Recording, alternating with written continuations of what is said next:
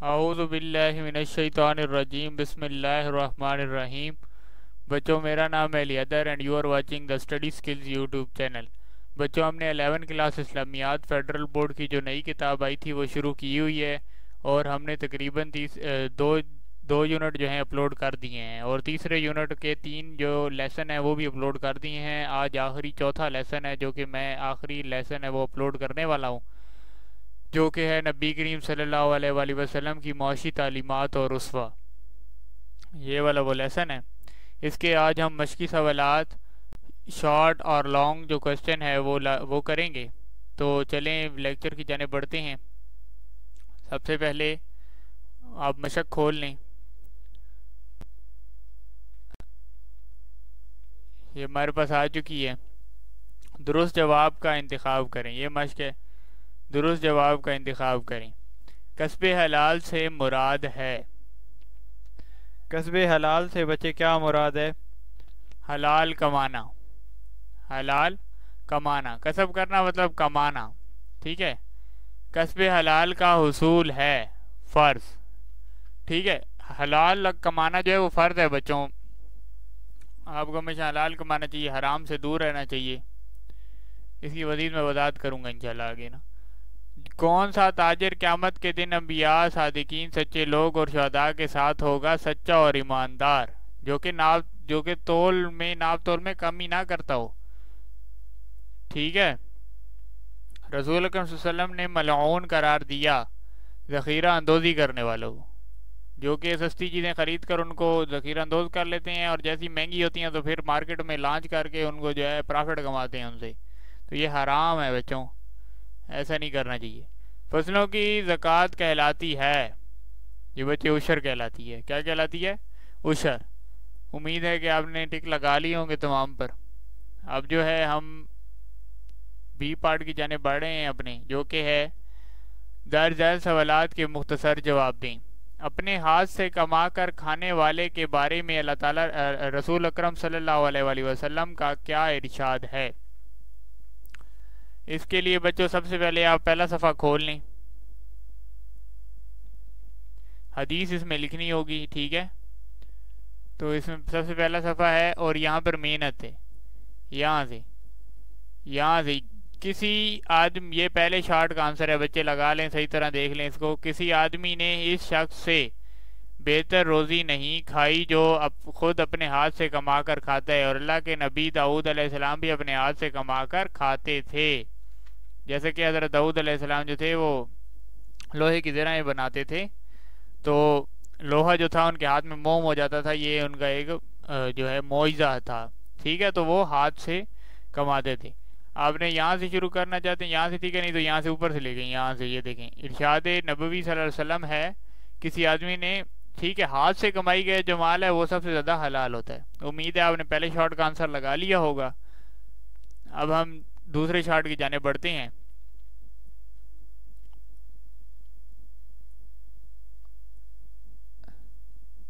جو بچوں شارٹ کوشش کرتا ہوں کہ جو شارٹ بک پہ مل جائیں یا لانگ مل جائیں تو میں بک پہ کروا دیتا ہوں۔ اس کے علاوہ جو نہیں ملتے یا ان کا ایکوریٹ آنسر وہاں پہ نہیں لکھا ہوتا، اور میں آپ لوگوں کو مشکل میں نہیں ڈالنا چاہتا بھئی یہاں سے کر لیں اور پھر آدھا پارٹ یہاں سے کر لیں، مشکل ہوتی ہے، تو میں نے ان کے لیے جو ہے علیحدہ ورڈ شیٹ پہ لکھ لیتا ہوں تاکہ آپ جو ہے رجسٹر پر اپنے لکھ لیں اور وہ یاد کر لیا کریں، ٹھیک ہے۔ تو یہ پہلا شارٹ ہمارے پاس ہو چکا ہے۔ اس کے بعد ہم دوسرے شارٹ کی جانب بڑھتے ہیں۔ ملاوٹ اور دھوکہ دہی کو مثال سے واضح کریں۔ ملاوٹ اور دھوکہ دہی کیا ہے؟ ملاوٹ مطلب پانی ملا دینا دودھ میں اور ایسی چیزیں، ٹھیک ہے۔ اور مختلف، آج کل دودھ میں صرف پانی نہیں ملایا جا رہا، وہ ساری چیزوں میں جو ہے ملاوٹ آج کل ہمیں پائی جاتی ہے، گھی میں ملاوٹ ہے، ہر چیز میں، ٹھیک ہے۔ تو اس کے لیے ہے، ایک بار سرور کائنات صلی اللہ علیہ وآلہ وسلم غلے کے ایک ڈھیر کے پاس سے گزرے، اپنا دست مبارک اس ڈھیر میں ڈالا تو انگلیوں پر کچھ تری محسوس ہوئی۔ غلے والے سے استفسار فرمایا، مطلب بات کی، استفسار فرمایا سے مراد ہے کہ بات کی، یہ کیا ہے؟ اس نے جواب دیا، یا رسول اللہ، اس ڈھیر پر بارش ہو گئی تھی۔ ارشاد فرمایا، پھر تم نے بھیگی ہوئی غلے کو اوپر کیوں نہیں رکھا دیا ہے؟ لوگ اسے دیکھ لیتے، اور فرمایا، جو شخص دھوکہ دے وہ ہم میں سے نہیں، ٹھیک ہے۔ تو آپ وسلم کا ایک واقعہ یہاں پر آپ لکھ دیں تو یہ بہت اچھی طرح آپ کو سمجھ آ جائے گا کہ ایک بار آپ وسلم اس طرح گزرے تو وہ دھوکہ دینے کی کوشش کر رہا تھا کہ اس نے جو ہے ایسی گندم بیچ رہا تھا جو کہ بارش کی وجہ سے وہ گیلی ہو گئی. ٹھیک ہے, تو اس نے کیا کیا کہ خشک گندم کو اوپر رکھ دیا اور گیلی گندم جو تھی وہ نیچے رہ گئی. تو جیسے ہی آپ وسلم نے اس میں ہاتھ پھیرا تو ان کو نمی تری محسوس ہوئی. تو آپ وسلم نے فرمایا کہ یہ گیلی کیوں ہے؟ تو اس نے کہا کہ بھئی آپ نے خشک اوپر, آپ وسلم نے فرمایا کہ آپ نے خشک اوپر رکھی ہوئی اور گیلی نیچے رکھی ہوئی ہے. اور آپ وسلم نے پھر اس طرح جواباً فرمایا کہ جو شخص دھوکہ دے وہ ہم میں سے نہیں ہے. ٹھیک ہے, دھوکہ نہیں دینا چاہیے کسی کو بھی. ٹھیک ہے بچوں, امید ہے کہ آپ نے دوسرے شارٹ کا بھی آنسر لگا لیا ہوگا. ملاوٹ اور دھوکہ دہی کی مثال سے واضح کریں. یہ میں نے مثال آپ کو دے دی آپ وسلم کا ایک واقعہ بیان کر کے. ٹھیک ہے, اس کے بعد گرجے دولت کے کیا فائدے ہیں یہ بچوں ورڈ شیٹ پر موجود ہے, اس کا ورڈ شیٹ پر دیکھتے ہیں. سودی کاروبار کے بارے میں کیا تنبیہ کیا گیا ہے؟ سودی کاروبار کے بارے میں کیا فرمایا گیا ہے؟ آپ صلی اللہ علیہ وسلم نے سود کے کاروبار کے بارے میں کیا فرمایا ہے؟ اس کے لیے بچوں سود کی ممانعت والے چیپٹر میں چلے جائیں. یہ دیکھیں سود کی ممانعت ہیڈنگ لکھی ہوئی ہے یہاں سے. قرآن مجید قرآن کریم نے سودی سرگرمیوں میں ملوث ہونے کو اللہ تعالیٰ اور اس کے رسول کے ساتھ جنگ قرار دیا ہے. اللہ فرماتا ہے, ترجمہ, پھر اگر تم نے ایسا نہ کیا تو اللہ اور اس کے رسول کی طرف سے اعلان جنگ سن لو, اور اگر تم توبہ کر لو تو ہم اپنے اصل مال کے حقدار ہو. نہ تم ظلم کرو اور نہ تم ظلم کیا جائے, اور نہ تم پر ظلم کیا جائے. ٹھیک ہے, نہ تم ظلم کرو اور نہ اللہ تعالیٰ تم پر ظلم کرے. ٹھیک ہے, اپنے حال پر خود ہی رحم کرو, نہ تم پر اللہ ظلم کرے نہ تم ظلم کرو. یہاں تک آپ نے جو ہے بچے لگا لینا ہے. ٹھیک ہے, سودی نظام کی تو اللہ تعالیٰ نے آپ کو پتہ ہے سود بالکل حرام ہے, بہت سخت ممانعت ہے. اور جبکہ اللہ تعالیٰ نے یہاں تک فرما دیا کہ اللہ اور اس کے رسول کا آپ کے خلاف اعلان جنگ ہے. اور اللہ اور اس کے رسول اعلان جنگ کس کے خلاف کرتے ہیں؟ جو کہ دین کے خلاف ہوں لوگ. ایسے لوگ جو دین کے خلاف ہوں, اللہ اور اس کے رسول کا اعلان جنگ ان کے خلاف ہوتا ہے. جیسے کفار کے خلاف آپ صلی اللہ علیہ وسلم نے جنگیں لڑی ہیں. ٹھیک ہے, تو ایسے لوگوں کے خلاف اللہ اور اس کے رسول جہاد کرتے ہیں. جو ظالم ہوتے ہیں, جو ظلم لوگوں پر کرتے ہیں, ان کے خلاف ہوتا ہے. تو سودی نظام کی بہت زیادہ ممانعت ہے. ٹھیک ہے بچوں, تو یہاں تک ہمارے پاس یہ چوتھے کا آنسر ہے. اس کے بعد بچوں یہاں پر جتنے بھی سوال ہیں نا, یہ والے جو ذخیرہ اندوزی سے کیا مراد ہے, یہ والا بھی یہاں پر موجود نہیں. اس کے بعد یہ جو لانگ ہیں, یہ تینوں بھی یہاں پر اچھے ایکوریٹ کر کے نہیں لکھے ہوئے. کچھ آدھے ادھر لکھے ہوئے, آدھے ادھر لکھے ہوئے. میں نے ان کو جو ہے ایک ترتیب سے ورڈ شیٹ پر لکھا ہوا ہے. تو چلیں ورڈ شیٹ کھولتے ہیں اور وہاں پر میں آپ کو سمجھاتا ہوں. ٹھیک ہے, تو چلیں ورڈ شیٹ کھول لیتے ہیں. اچھا تو بچوں اب میں نے جو ہے ورڈ شیٹ کھول لی ہے. تو اس میں جو ہے اب میں نے اور اچھی طرح سے اپنی ورڈ شیٹ پر تھوڑی محنت کی ہے کہ جو بچے ہیں ان کو جو ہے مسائل ہوتے ہیں کہ ورڈ شیٹ کی سمجھ نہیں آ رہی, یا سارا بہت جلدی نیچے کر رہے ہیں, یا مختلف مسائل ہیں, بہت سارے آپ نے کمنٹ کیے ہیں. تو بچوں میں کوشش تو پوری کرتا ہوں کہ آپ لوگوں کو جو ہے ایکوریٹ چیز پرووائڈ کی جائے. ہاں یہ ہے کہ آپ ویڈیو کو پوز کر لیں اور ویسے لکھ لیں, کیونکہ اگر نہیں اوپر نیچے تو ایسا ہوتا رہے گا. پھر آپ اگر ویڈیو اوپن کر کے اگر آپ کو لکھنے کی عادت تو پھر تو بہت مشکل ہو جائے گی. آپ ویڈیو کو پوز کریں, ایزیلی اس کو لکھ لیں, پھر اگلا آئے تو اگلے کو لکھ لیں. تو میں کوشش پوری کرتا ہوں کہ آپ لوگوں کو جو ہے نا ایک اچھی ورڈ شیٹ جو ہے پرووائڈ کی جائے. تو اب میں نے اور محنت کی ہے اس پر, تو امید ہے کہ اب یہ آپ کو صحیح لگے گی. تو شروع کرتے ہیں. سب سے پہلے بچے ہمارے پاس چیپٹر کا نام ہے نبی کریم صلی اللہ علیہ وسلم کی معاشی تعلیمات اور اسوا کہ معاشی تعلیمات کیا ہوتی ہیں. معاشی تعلیمات اکانومک, ٹھیک ہے, معاشی کا لفظ جو ہے اکانومک انگلش میں اکانومک کہتے ہیں, اکانومی کہتے ہیں, اردو میں اس کو معاشی کہتے ہیں. مثال طور پہ پیسوں سے ریلیٹڈ, اس کو ہم پیسوں سے ریلیٹڈ کرتے ہیں. ہمیشہ اس لفظ کو جو ہے پیسوں سے ریلیٹ کیا جاتا ہے کہ دولت کیسے کمائی جائے, یا پیسے کیسے کمائے جائیں, کون سے حلال ذرائع ہیں, کون سے حرام ذرائع ہیں. ٹھیک ہے بچوں, تو سب سے پہلے ہم چلتے ہیں اپنے سب سے جو میں نے تیسرا شارٹ چھڑایا تھا وہ یہ تھا کہ گردش دولت کے کیا فائدے ہیں. یہ بچے یہ سوال لکھا ہوا ہے آپ کے پاس.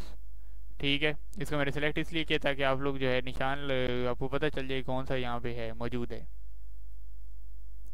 ٹھیک ہے بچوں, اس کے بعد گردش دولت سے مراد پیسوں کا ایک جگہ سے دوسری جگہ منتقل ہونا ہے. اس کا بنیادی فائدہ یہ ہے کہ یہ معیشت میں حرکت پیدا کرتا ہے. جس سے کاروبار بڑھتے ہیں اور روزگار کے موقع پیدا ہوتے ہیں. ٹھیک ہے, جب پیسے مختلف شعبوں میں گردش کرتا ہے تو صنعتوں کی ترقی ہوتی ہے، سرمایہ کاری میں اضافہ ہوتا ہے اور نتیجتاً ملک کی مجموعی مالی حالت میں بہتری آتی ہے۔ اس سے غربت کم ہونے اور لوگوں کی زندگیوں کو بہتر بنانے میں مدد ملتی ہے۔ ٹھیک ہے بچوں، یہاں تک ہو گیا؟ اچھا دیکھیں، اس میں جو بچوں سب سے پہلی چیز تھی گردش دولت سے کیا مراد ہے۔ آپ بچی گردش دولت کہتے ہیں کہ دولت کا ایک جگہ سے دوسری جگہوں پر منتقل ہونا۔ ٹھیک ہے بچوں، تو اس کا بچوں سب سے جو ہے نا فائدہ کیا ہوتا ہے کہ مثالی طور پر اگر آپ زکوٰۃ دیتے ہیں تو زکوٰۃ جو ہے گردش دولت کی بہت بڑی جو ہے قسم ہے۔ اس کے ذریعے آپ کو سمجھاتا ہوں کہ دیکھیں آپ نے جو ہے ایک مناسب قیمت جو ہے زکوٰۃ کی وہ غریب اور نادار لوگوں کو دے دی، تو اب ان کی ضروریات بھی پوری ہو جائیں گی۔ زراعت والے چیپٹر میں نے آپ کو شاید یہ سمجھایا ہو، میں دوبارہ سمجھا دیتا ہوں کہ اب ان کی بھی ضروریات پوری ہو جائیں گی۔ تو اس سے ایک فائدہ تو یہ ہوگا کہ ہمارے پاس غربت میں کمی آئے گی، لوگ جو ہے وہ معاشرتی برائیوں سے بچے رہیں گے۔ مثال کے طور پر اگر آپ زکوٰۃ نہیں دیتے، آپ جو ہے زکوٰۃ آپ پہ واجب لگی ہوئی ہے لیکن آپ پھر بھی نہیں دیتے، ٹھیک ہے، اب غریب لوگوں کو پیسے نہیں دیتے، اب غریب بیچارے ہیں، اب ان کو نہیں اب سمجھ آتی کہ ہم کیسے کمائیں، فاقے ہیں گھر میں، تو وہ ظاہری بات ہے چوری کریں گے یا کوئی اور حرام طریقہ اختیار کریں گے، ٹھیک ہے، تو جس سے معاشرے میں جو ہے نا بگاڑ پیدا ہوگا۔ تو معاشرتی برائیوں سے ایک تو کمی آتی ہے اس گردش دولت سے۔ دوسرا یہ ہوتا ہے کہ اگر آپ دولت کی گردش کرتے رہیں، ایک جگہ سے دوسری جگہ منتقل کرتے رہیں، تو اس سے سرمایہ کاری میں بھی اضافہ ہوتا ہے۔ سرمایہ کاری میں کیسے اضافہ ہوگا کہ مثال کے طور پر کچھ لوگ جو ہیں اگر ان کے پاس کوئی غریب آدمی ہے، وہ کاروبار شروع کرنا چاہتا ہے اور اس کے پاس نہیں انکم نہیں ہے، آپ اس کو تھوڑے سے پیسے دے دیں گے، یار آپ کاروبار شروع کر لو، اور جب آپ کا کاروبار چل پڑے تو مجھے پیسے واپس کر دینا، تو اس سے اس کا کاروبار چل پڑے گا۔ اور وہ جو ہے سرمایہ کاری کرتے ہوئے، یا آپ اسٹاک ایکسچینج میں بھی یہ کام ہوتا ہے، اسٹاک ایکسچینج میں اگر آپ پیسے انویسٹ کر دیتے ہیں تو شیئرز خرید کر، تو پھر شیئر جب ہائی پہ جاتے تو آپ اس کو سیل کر دیتے ہیں، تو اس میں سرمایہ کاری میں بھی اضافہ ہوتا ہے، اس سے ہمارے ملک کی جو ہے معاشی حالت بہتر ہوتی ہے۔ ٹھیک ہے، تو گردش دولت کے مختلف فائدے ہوتے ہیں۔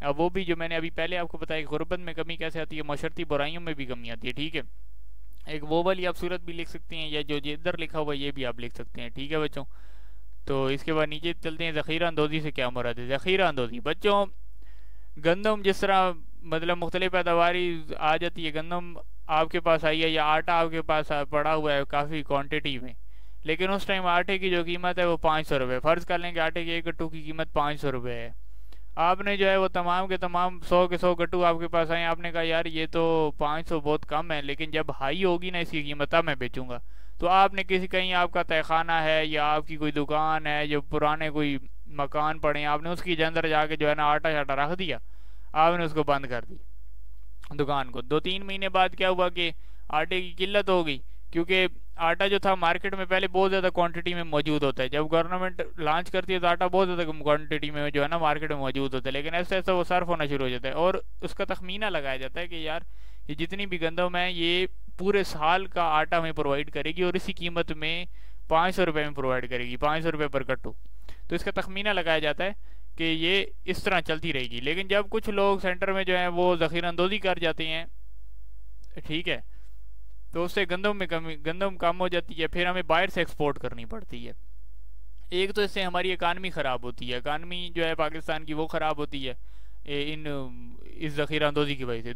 دوسرا اس کا یہ نقصان ہوتا ہے کہ جو غریب لوگ ہوتے ہیں ان کو پھر مہنگی قیمت پر جو ہے ان ذخیرہ اندوزوں سے خریدنی پڑتی ہے، پھر جب وہ چیز ختم ہو جاتی ہے آٹا شاٹا وہ چیزیں، تو پھر یہ لوگ جو ہے اپنی دکانیں وہ کھول لیتے ہیں اور کہتے ہیں کہ جی ہمارے پاس آٹا موجود ہے، اور یہ جو ہے 500 روپے جو انہوں نے 500 روپے پر گٹو کے حساب سے آٹا لیا ہوتا ہے، وہ اس کو 1500 یا 1000 روپے پر گٹو کے حساب سے اس کو سیل کر رہے ہوتے ہیں۔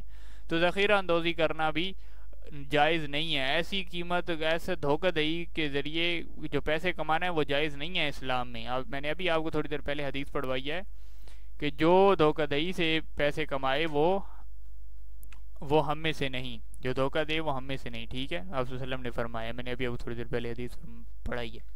چلیے میں آپ کو اس میں سمجھا دیتا ہوں۔ ذخیرہ اندوزی سے مراد ضروری اشیاء یا مال کا زیادہ مقدار میں جمع کرنا اور جان بوجھ کر مارکیٹ میں نہ لانا تاکہ ان کی قلت پیدا ہو، دیکھا، تاکہ گندم کی قلت پیدا ہو جائے، اس لیے میں نے پہلے مثال دی تاکہ وہ صحیح سمجھ آئے۔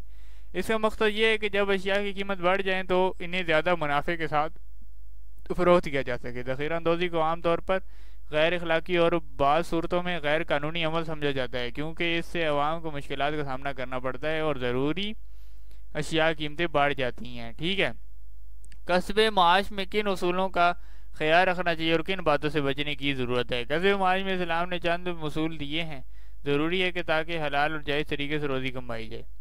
ساتھ ہی کچھ ایسے کاموں سے بچنے کی ہدایت کی گئی ہے جو ناجائز ہیں یا غیر اخلاقی ہیں۔ یہاں چند اہم اصولوں اور ممنوع باتیں بیان کی گئی ہیں۔ کون کون سی ہیں؟ پہلے اصول کون سے ہیں؟ حلال طریقے سے کمائی کیسے کی جا سکتی ہے، دیانتداری کا اور سچائی۔ بچوں پہلے آپ یہ لکھ لیں، اس کو پوز کریں آرام سے بیٹھ کر، جو ہے نا یہ پہلا لانگ ہے، اس کی میں نے لیتا ہیڈنگز کی صورت میں بہت اچھی طرح کر کے لکھا ہے تاکہ جو ہے نا آپ کو ہر چیز پتہ چلتی جائے کہ ہیڈنگز کے نیچے ہم نے کتنا لکھنا ہے۔ دو تین لائنیں لکھنی ہیں، بعد آپ نے ہیڈنگز جو ہے نا وہ زیادہ بنانی ہے، اس سے ایک اچھا جو ہے نا آپ کا امیج پڑتا ہے ایگزامینر پہ، اور اگر آپ کی اردو کی رائٹنگ اچھی ہے تو پھر تو آپ کے نمبر لازمی آئیں گے اگر آپ ہیڈنگ بنا کے جو ہے لکھتی ہیں تو۔ ٹھیک ہے، اچھا یہ دیکھیں، یہ تمام چیزیں وہی چیزیں تقریباً سود سے بچنا تقریباً جو میں آپ کو سمجھا چکا ہوں۔ جہاں پہ کوئی نئی چیز مجھے نظر آئے گی تو میں اس کو بھی جو ہے آپ کو بتا دوں گا۔ رشوت، یہاں پر بچوں ایک چیز یہاں پہ ہمارے پاس اس ٹاپک میں آئی ہے، جن باتوں سے بچنا ضروری ہے۔ دھوکہ دہی اور فریب، دھوکہ دہی اور فریب میں آپ کو سمجھا چکا ہوں۔ اس کے بعد یہاں پر رشوت کے بارے میں ایک چیز ہے۔ رشوت کیا چیز ہوتی ہے؟ وہ جو رشوت یہ ہے کہ آپ جو ہے جس طرح پولیس والے لیتے ہیں، مثال کے طور پہ اگر کوئی غیر قانونی کام کر رہا ہے اس جگہ پہ آپ جا کے چھاپا ماریں، بھائی یار آپ غیر قانونی کام کر رہے ہیں، آپ مثال کے طور پہ کوئی ذخیرہ اندوزی کر رہا تھا، آپ کو پتہ چل گیا کہ یار وہ فلاں کار میں اس نے گندم رکھی ہوئی ہے اور جیسی قیمت بڑھے گی تو یہ گندم بیچے گا، تو آپ کو پتہ چلا، آپ اس ساتھ پہنچ گئے کہ یار تو غلط طریقہ اختیار کر رہا ہے، میں تجھے قانون میں گھسیٹتا ہوں، میں تجھے عدالت میں لے کے جاؤں گا کہ تو جو ہے یا تجھ پر کیس کر دوں گا کہ تو نے جو ہے حرام طریقے سے کمائی کرنے کی کوشش کر رہا ہے اور ذخیرہ اندوزی کی ہوئی ہے۔ تو پھر وہ آپ سے کہتا ہے یار خیر ہے کوئی بات نہیں، ہم جو ہے نا ادھر ہی مکموکا کر لیتے ہیں، آپ جو ہے ادھر نہ آ جائیں، تو اس سے آپ جو ہے کوئی قیمت لے لیں، آپ کو کوئی قیمت دے دے گا کہ آپ اپنی زبان بند رکھیں، تو یہ رشوت کہلاتے۔ ٹھیک ہے، یہ زیادہ تر ہمارے پولیس اہلکار سے میں نظر آتا ہے، لیکن یہ بھی معاشرتی برائی ہے۔ ٹھیک ہے، لیکن اس کا ضروری نہیں کہ پولیس والے ہی صرف رشوت لیتے ہیں، یہاں پہ ہر کوئی لیتا ہے، تقریباً ہر کوئی لیتا ہے، جس کو جہاں پر موقع ملتا ہے وہ وہیں پہ لے لیتا ہے۔ یہاں پر میں آپ کو سمپل سی مثال دیتا ہوں کہ اگر آپ کو بھی موقع ملے نا، اگر آپ راستے میں جا رہے ہیں کہیں 10 روپے یا 100 روپے کا نوٹ آپ کو پڑا ہوا ملا ہے، تو جب اس کے پر حکم اللہ تعالیٰ کا یہ ہے کہ وہ نوٹ اگر آپ کو ملے اول تو آپ اٹھائے ہی نہیں، یا اگر آپ نے اٹھایا تو اس کے مالک کو تلاش کرنے کی کوشش کریں، سمجھ آئی؟ لیکن ہم لوگ کیا کرتے ہیں، ہم لوگ چپ کر کے جتنا ملے ہیں چپ کر کے بس جیب میں ڈال لیے، یا اس پر پاؤں رکھ کے کھڑا ہو گیا، جیسے لوگ ادھر ادھر ہوں گے تو اٹھا لیا پیچھے سے، جیسے لوگ ادھر ادھر ہوں گے تو پھر اٹھا لیں گے۔ تو ایسے مختلف مسائل ہوتے ہیں، تو یہ ضروری نہیں کہ رشوت جو ہے وہ پولیس والے ہی لیتے ہیں، ہم بھی یہاں پر ہمیں موقع ملے پیسے کمانے کا تو ہم بھی ہاتھ جو ہے نا تنگ نہیں کرتے اپنا، وہاں سے بغیر یہ سوچے سمجھے کہ وہ حرام ہے یا حلال ہے اٹھا لیتے ہیں۔ ٹھیک ہے، تو یہ بچوں مختلف ہیڈنگز بنی ہوئی ہیں۔ اس کے بعد یہاں سے یہ تیسرا سوال شروع ہوتا ہے، یہاں سے دوسرا لانگ شروع ہوتا ہے میرے خیال میں۔ دوسرا لانگ یہاں سے معاشی سرگرمیوں کی اسلامی اصولوں سے دو پر تفصیل لکھیں۔ حلال اور حرام کی تفریق، یہاں پر حلال اور حرام میں فرق کیا گیا کہ حلال کیا چیز ہے اور حرام کیا چیز ہے۔ میں آپ کو تھوڑا سمجھا دیتا ہوں، یہ اہم ٹاپک ہے۔ اسلامی معاشی نظام میں سب سے بنیادی اصول یہ ہے کہ معاشی سرگرمیوں میں حلال اور حرام کو واضح تفریق کی جائے۔ حلال وہ کام ہے جو اللہ تعالیٰ کی رضا اور شریعت کے مطابق ہو، جبکہ حرام وہ کام ہے جو کسی بھی طرح سے اسلامی تعلیمات کے خلاف ہو۔ ٹھیک ہے، حلال کی مثالیں تجارت کریں، آپ محنت کریں، محنت کر کے کمانا ہی سب سے بڑا حلال کام ہے۔ ٹھیک ہے، اس کے بعد جو ہے اس کو سود کو ربا بھی کہتے ہیں مختلف زبانوں میں۔ شراب، جوا اور منشیات، یہ ایک بہت اہم ٹاپک ہے جس پر میں بات کرنا چاہ رہا ہوں کہ آپ شراب بیچیں، آپ سرکٹیں بیچیں، آپ مختلف ایسی نشہ ور چیزیں بیچیں، تو یہ بھی بچوں حرام کمائی ہے آپ کی، کیونکہ آپ کسی کا نقصان کر رہے ہیں۔ ایسے کوئی بھی کام نہ کریں جس سے آپ دوسروں کا نقصان کریں۔ ٹھیک ہے، آپ مثال کے طور پہ یونیورسٹیز میں آج کل بہت زیادہ ہمارے ادھر اداروں میں دیکھنے کو ملتا ہے کہ یونیورسٹیز کے طلباء جو ہیں زیادہ تر منشیات میں پڑ جاتے ہیں، کوئی تو ایسی غیر قانونی چیزوں کی پیداوار کرنا یا خرید و فروخت کرنا یا استعمال کرنا جو ہے وہ منع کیا گیا ہے، ٹھیک ہے، اسلام میں بھی منع ہے، اور یہ حرام کمائی ہے آپ کی، اگر آپ منشیات بیچ کر جو ہے پیسے کماتے ہیں تو، ٹھیک ہے۔ یہ تو بچوں عارضی زندگی ہے، تو آپ نے ابدی زندگی کے لیے تیار رہنا ہے۔ عارضی زندگی تو گزر ہی جاتی ہے، لیکن ابدی زندگی جو ہے وہ مشکل ہوگی آپ لوگوں کے لیے۔ تو صرف کتاب پڑھیں نہیں، بلکہ اس پہ جو تعلیمات دی گئی ہیں ان پر عمل کرنے کی بھی کوشش کیا کریں، ٹھیک ہے بچوں۔ دیانتداری اور انصاف، اس کے بعد دیانتداری کی اہمیت، سچائی، دھوکہ دہی سے بچنا، انصاف کی اہمیت کیا ہے، ٹھیک ہے بچوں۔ اس کے بعد ہمارے پاس تیسرا اور لاسٹ لانگ، نبی کریم صلی اللہ علیہ وآلہ وسلم کے معاشی اسوہ کو ہم اپنی زندگی میں کہاں، کب اور کیسے بروئے کار لا سکتے ہیں، کہاں لا سکتے ہیں۔ کسب حلال میں حلال، کسب معاش میں حلال طریقہ اپنانا کہاں اپنا سکتے ہیں، کب اپنا سکتے ہیں، کیسے اپنا سکتے ہیں، یہ میں نے تھوڑا سا جو ہے وضاحت سے کر کے لکھا ہے۔ دیکھیں تھوڑا سا میں آپ کو سمجھا دیتا ہوں۔ کہاں، اپنے کاروبار، ملازمت یا کسی بھی معاشی سرگرمی میں آپ کہیں بھی جو ہے نا اس چیز کو اپلائی کر سکتے ہیں۔ روزمرہ کے کاموں میں جیسے کہ خریداری، فروغ یا خدمات فراہم کرتے وقت، ٹھیک ہے، کب، تو آپ کیسے کیسے جو ہے اس کو حلال طریقے سے آپ کمائی کر سکتے ہیں، کیسے نبی کریم صلی اللہ علیہ وسلم نے تجارت کی ہے اور اس میں دیانتداری کی مثال قائم کی۔ ہمیں بھی اپنے روزی کمانے کے ذرائع میں حلال طریقے اپنانا چاہیے، ٹھیک ہے۔ آپ صلی اللہ علیہ وسلم نے بکریاں بھی چرائی ہیں، کئی صحابہ کرام ہیں جو بکریاں چرانا جن کا پیشہ تھا، چروائے رہے۔ کتنے ہی صحابہ کرام ہیں، اب حضرت داؤد علیہ السلام کی آپ مثال لے لیں کہ وہ زرعیں بنا کے بیچتے تھے۔ اس طرح حضرت سلیمان شیشہ بناتے تھے، تو شیشہ سب سے پہلے انٹروڈیوس حضرت سلیمان نے کروایا۔ تو آپ حضرت صالح کو دیکھ لیں، ان کی اونٹنی تھی۔ تو مختلف چیزیں ہیں، چرواہا رہنا تو انبیاء کا بہت پرانا پیشہ ہے، بکریاں چرانے، بکری چرانے والے کو چرواہا کہتے ہیں، ٹھیک ہے۔ تو بکریاں چرانا بھی آپ صلی اللہ علیہ وسلم کی سنت بھی ہے، اور یہ انبیاء کرام علیہ السلام کا پیشہ بھی ہے، ٹھیک ہے۔ تو حلال طریقے سے آپ کمائیں جس سے کسی کا نقصان نہ ہو۔ معاشرتی تعلیمات، محنت اور کوششیں، اس کے بعد شراکت داری اور تعاون، ایک دوسرے کی شراکت داری کریں، تعاون کریں ایک دوسرے کے ساتھ۔ تو بچوں یہ ہمارے پاس تیسرے کا لاسٹ آنسر تھا۔ امید ہے کہ آپ کو یہ سمجھ آ گئی ہوگی۔ اس کے علاوہ اگر آپ کو یہ جو ورڈ شیٹ ہے وہ چاہیے تو آپ جو ہے، میں آپ کو واٹس ایپ نمبر اپنا پرووائڈ کر دیتا ہوں، آپ اس پر جو ہے مجھے میسج کریں، میں آپ کو یہ ورڈ شیٹ اس نمبر پر سینڈ کر دوں گا، ٹھیک ہے۔ میں اپنا نمبر یہاں پہ لکھ دیتا ہوں، یہ میرا واٹس ایپ کا نمبر ہے۔ اگر آپ کو یہ ورڈ شیٹ جو ہے وہ چاہیے، آپ مجھے واٹس ایپ پر میسج کریں کہ سر مجھے ورڈ شیٹ سینڈ کر دیں، تو میں آپ کو جو ہے اس کے ساتھ لیکچر نمبر بھی پلیز لکھ دیجیے گا، تو پھر میں آپ کو لیکچر جس لیکچر کی آپ کو چاہیے تو اس لیکچر کی جو ہے ورڈ شیٹ بنا کر آپ کو سینڈ کر دوں گا، ٹھیک ہے۔ اس کے علاوہ جو ہے ہم نے انگلش میں، کچھ بچے مجھے کہہ رہے تھے کہ انگلش میں بھی آپ سر ویڈیو اپلوڈ کریں اس اسلامیات کی کتاب کی۔ تو پہلی بات تو یہ کہ بچوں ہمارے پاس جو ہے ان آل اوور دی پاکستان اسلامیات جو ہے وہ اردو میں پڑھائی جاتی ہے، کہیں بھی انگلش میں نہیں پڑھائی جاتی۔ باقی سبجیکٹ ہیں جہاں پر انگلش اردو میں دونوں میں پڑھائی جاتی ہیں، باقی تمام کتابیں انگلش میں بھی پڑھائی جاتی ہیں، اردو میں بھی پڑھائی جاتی ہیں، لیکن اسلامیات وہ واحد چیز ہے جس کو ہم صرف جو ہے جو اردو میں پڑھتے ہیں، ٹھیک ہے، اور آل اوور پاکستان اسی طرح چل رہا ہے۔ لیکن پھر بھی میں نے کوشش کی ہے، اس پر بھی میں نے ایک ویڈیو جو ہے اپلوڈ کی ہے، تو جو بچے جو ہیں وہ چاہتے ہیں کہ انگلش میں پڑھنا چاہتے ہیں اسلامیات اور انگلش میں پڑھ رہے ہیں، ان کے کالجز میں پڑھایا جا رہا ہے، تو ٹھیک ہے، پھر میں نے بچوں آپ لوگوں کے لیے جو ہے انگلش میں بھی اپلوڈ کی ہے وہ ویڈیو، تو آپ نے وہ لازمی دیکھنی ہے۔ اس کی ورڈ شیٹ بھی اگر آپ کو چاہیے تو آپ اس نمبر پر مجھے میسج کر کے وہ ورڈ شیٹ بھی لے سکتے ہیں، حاصل کر سکتے ہیں۔ Thank you so much, I hope you like this video, اور اگر آپ کو ویڈیو اچھی لگی ہے تو آپ نے جو ہے سبسکرائب کرنا ہے، شیئر کرنا ہے اپنے فرینڈس کے ساتھ، اور اسی طرح ہمیں سپورٹ کرتے رہیں تاکہ ہم اسی طرح آپ کے لیے ایجوکیٹڈ ویڈیوز جو ہے لاتے رہیں، ٹھیک ہے بچوں، اللہ حافظ، تھینک یو۔